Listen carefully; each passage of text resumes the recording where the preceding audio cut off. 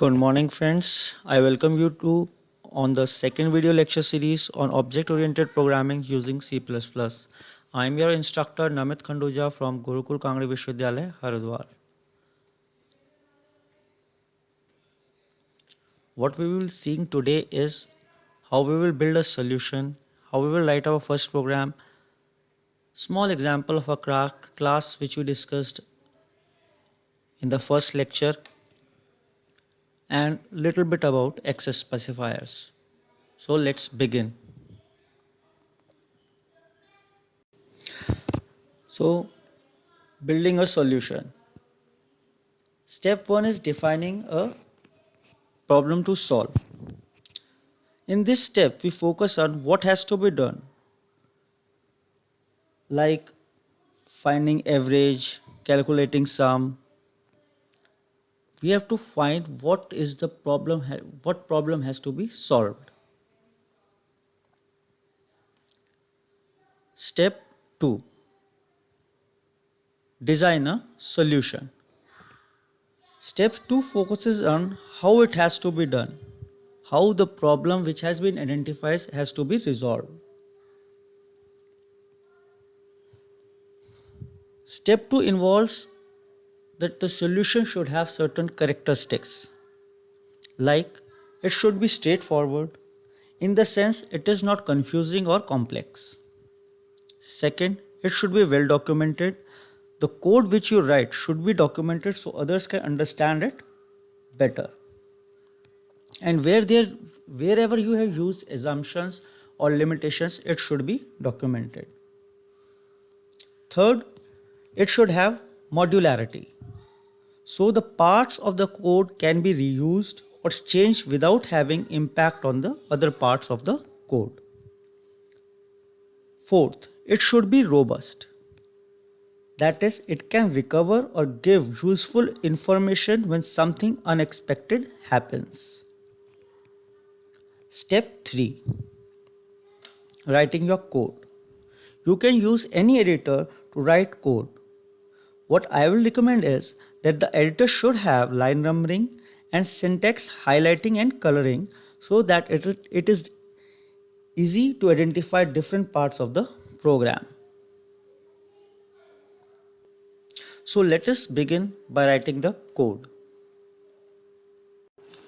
So first example what we will learn is hello world.cpp. Hello world is the file name and .cpp is the extension.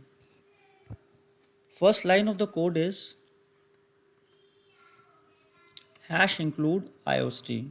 Hash include is a preprocessor directive that inserts the content of header file, that is iostream, into the program. iostream's library is part of the C++ standard library that deals with basic input and output.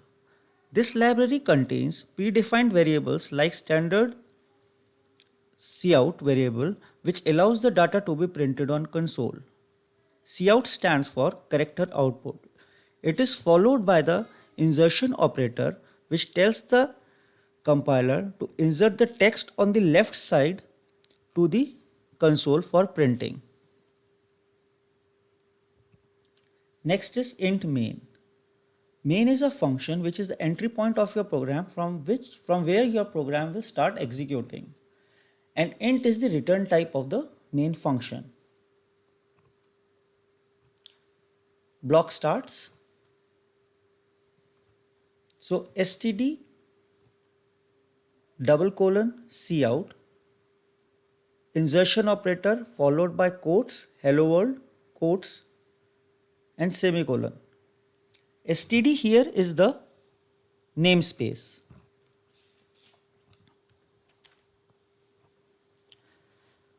Namespace is a region that allows you to declare names inside for the purpose of disambiguation. Basically, it resolves naming conflicts. Anything that is not written inside class or a function is assumed to be in the global namespace. And if we use the using directive for the namespace, it tells the compiler to check both locally, that is undefined namespace, and in the standard namespace. Secondly, using The using directive can also cause linking errors. These two dots or two colons are known as scope resolution operators. And cout is a output stream variable which has been defined in the standard namespace. So we use scope resolution operator to identify what has been put in this namespace. After cout, this is an insertion operator. Quotes, in quotes, we write the string which has to be inserted into the console. Semicolon is the delimiter used. Next is return 0. 0 tells the main program to return this status to the operating system, which is an exit code. Finally, the block is closed. Yes, we need to learn how to write the file names. If we have two words, then the first letter of both words should be capital and it should be followed by .cpp files. Moving next. Step 4 is compiling the program. We can use any compiler to compile a program. A compiler goes sequentially through each source file in your program and does two tasks. First, it does syntax checking. That is, it makes sure that the code follows the rules of the C++ language. Second, it creates source code into machine code. It translates source code into the machine code. And these machine code is now called as object files, which is typically .obj files. So if your program has 3 source files, then there are 3 different object files made from it. Step 5 is linking. Linking uses a linker which has a threefold task.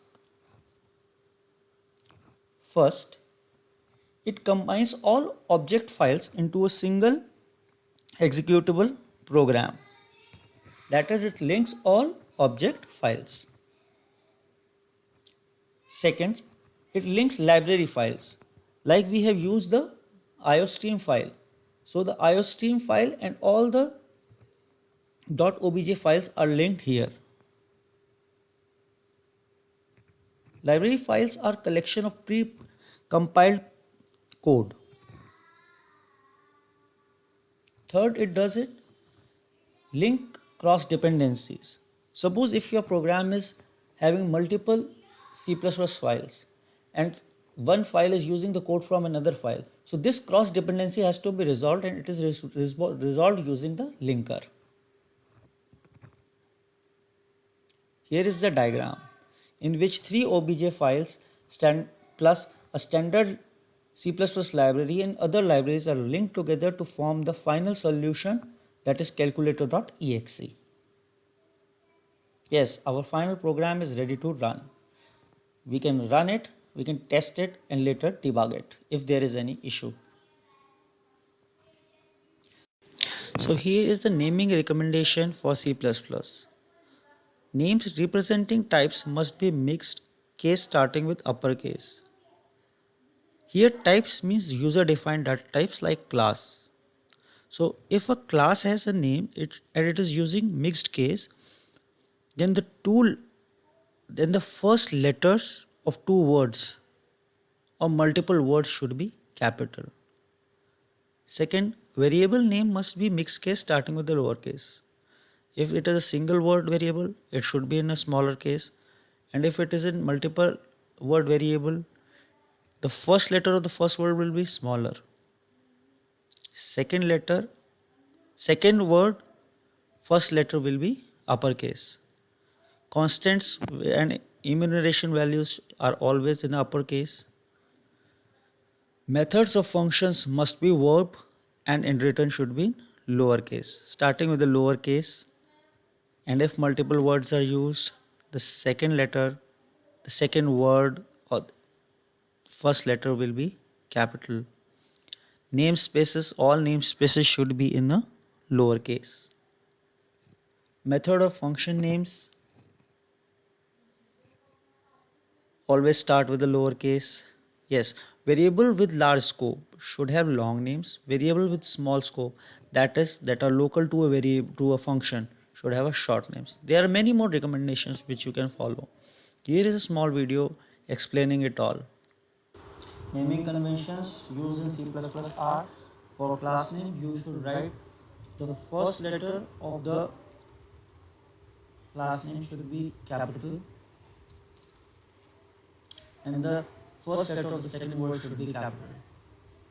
You can use in variable name, we can use the mixed convention. If we have single word, it can be small character at the first place, and if you are using a mixed, it should start with a small letter, and the first letter of the second word should be capital.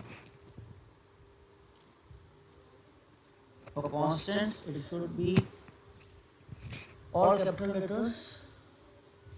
For methods, again, first it should be verb, and the method should start with the lowercase letter, and if two words are used,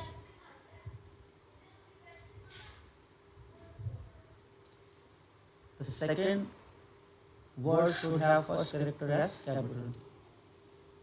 Namespaces, all should be lower.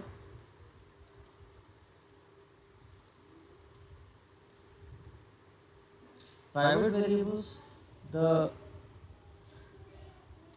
it should be followed by underscore to distinguish between the local variables and the private variables. Variable length is also important. If you are using a local variable, you can use any single letter variable, and if you are using a variables like private variables or public variables, then you can have their line. Their length should be greater. Thank you. Next, move forward.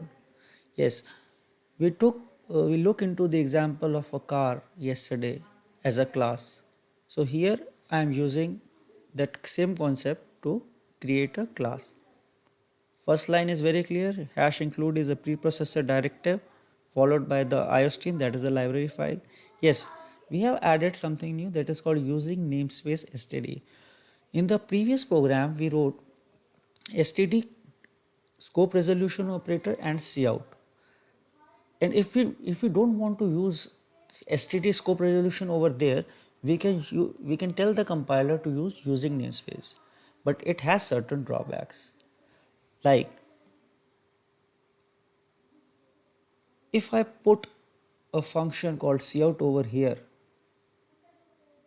above the class card definition and use it somewhere in the program,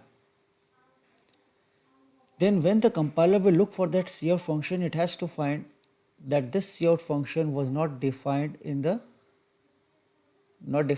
the class. So it must be in the undefined or a global namespace. And the cout which we are using, actually we want to use for printing, is defined in standard namespace. So if there is a conflict, then you have to do right. If there is a conflict in the namespace, that is cout over here and the cout used for printing over here, then you have to write the namespace followed by scope resolution operator and the variable name.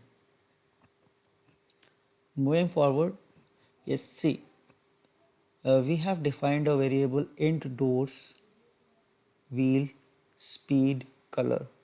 I have put an underscore over here. The private variables should have an underscore.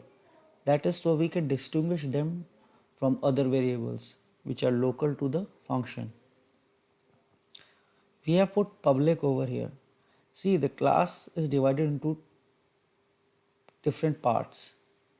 If you are not writing anything like I have not written anything here. If you don't write anything, everything in the class is private, and by private it means it is not available outside this class. You cannot access outside the class. So I will make the data members of this class as private, and the functions which can manipulate this data as public. So generally for every data member we should have getter and setter methods. These, like for doors it is indoors. A accessor method or a getter method is the variable, is a method which returns the value of the variable, and mutator method or setter method is a method which assigns the value to the data member. More we will see in next class. Thank you.